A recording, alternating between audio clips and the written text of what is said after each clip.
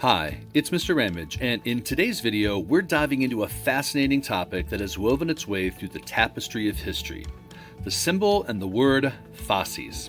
From its origins in ancient Rome to its adoption by Mussolini during his rise to power in Italy, and even its presence in iconic American memorials, let's explore this interesting topic.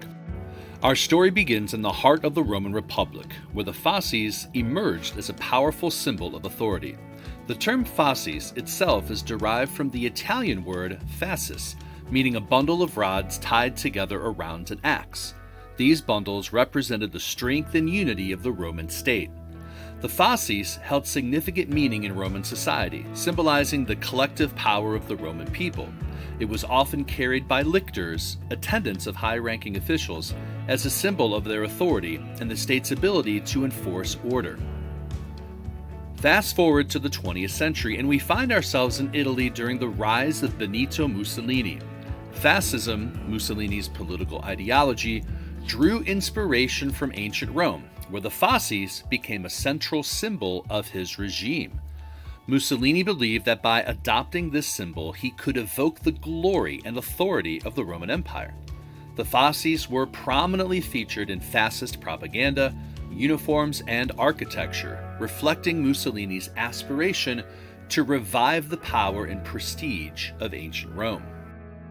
Let's shift our focus across the Atlantic now to the United States, where the fasces unexpectedly appear in some of the nation's most iconic memorials and statues. But why did the fasces find a place in American symbolism? In the context of the United States, the fasces represents the strength of the federal government as well as the unity of the states. The bundle of rods symbolizes the idea that a single rod may be broken, but a bundle remains unyielding, emphasizing the strength of the United Nation. In the US, the fasces can be seen in various governmental symbols and architecture, subtly reminding us of the interconnectedness and strength derived from unity, a principle deeply embedded in the foundations of the United States. One notable example is the Lincoln Memorial in Washington, D.C. Take a closer look at the arms of Abraham Lincoln's chair, and you'll notice the fasces carved into the stone. The fasces reflects Lincoln's strength and leadership during the Civil War, holding the nation together and preserving the Union through its greatest crisis. On either side of the steps leading to the memorial, you'll find a fasces with a sword and eagle carved into the two pillars. But there are even more fasces throughout the memorial.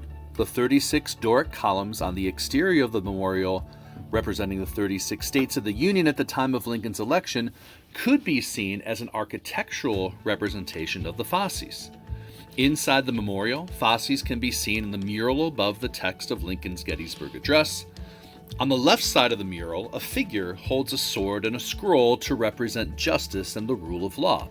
She sits on a throne with fasces on the front, just like Lincoln's, implying the Roman connection between fasces and the dispensation of justice.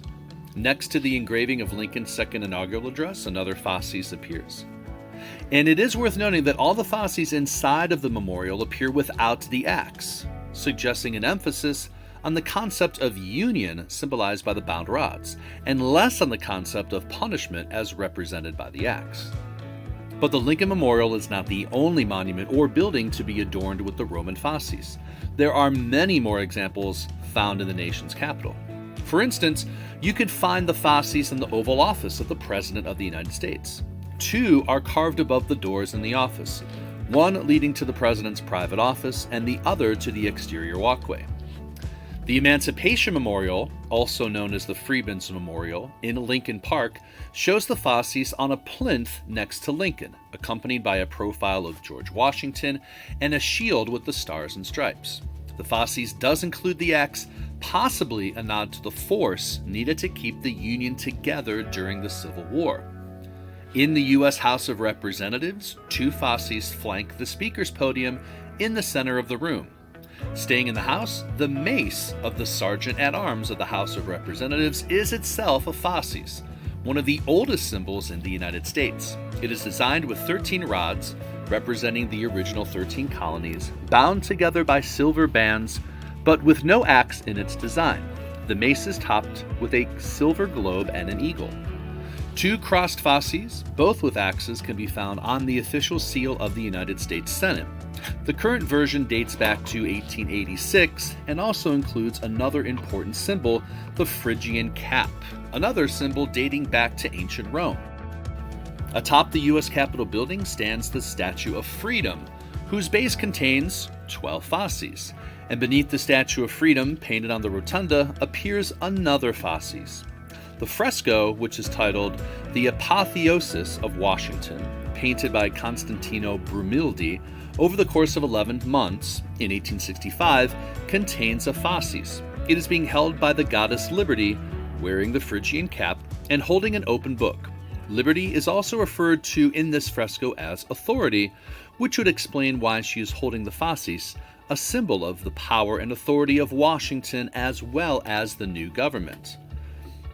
A bronze statue of George Washington inside of the Washington Monument features the fasces prominently in its design, and there are many other fasces that appear throughout DC and the nation itself. They can be seen in various governmental symbols and architecture, subtly reminding us of the interconnectedness and strength derived from unity, a principle deeply embedded in the foundations of the United States. And there you have it, the remarkable journey of the fasces from ancient Rome to Mussolini's Italy and its unexpected presence in American symbolism. As we continue to unravel the threads of history, remember that symbols like the fasces carry layers of meaning that transcend time and borders. Thanks for watching, and I hope you learned something.